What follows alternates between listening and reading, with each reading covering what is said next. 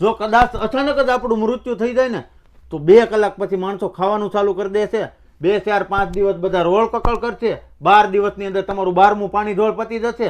15, 20 દિવસ જશે એટલે પરિવારજનો એમ કહેશે કે આના ભાગમાં આ જમીન આવી, આના ભાગમાં આ પ્લોટ આવ્યો, એમના નામ ઉપરથી હવે આપણા નામ ઉપર લઈ લઈએ. એ બધી મહિના 2 મહિના પ્રોસેસ કરશે. 4, 6 મહિના તમને કુટુંબીજનો, પરિવારજનો, મિત્રો બધા યાદ કરશે. વરસ દિવસ થશે એટલે બધા ધીરે ધીરે કરતા ભૂલી જશે. તો આપણે આ જિંદગી જીવીએ છીએ ત્યારે બધા લોકો શું કહે છે, ફલાણો શું કહે છે, ઢીકણો શું કહે છે, એવું જોઈને ના જિંદગી જીવો. બધા જ અત્યારે આ દુનિયાની અંદર પોતપોતાની રીતે મશગુલ છે, વ્યસ્ત છે. આપણને આપણો આત્મો કે એમ કરો, મોજથી જિંદગી જીવો. તમને ભગવાને કંઈક આપ્યું હોય તો કોઈને મદદરૂપ થાવ, કોઈ મૂંગા પ્રાણીને ખવડાવીને એની આંતરડી ઠારો.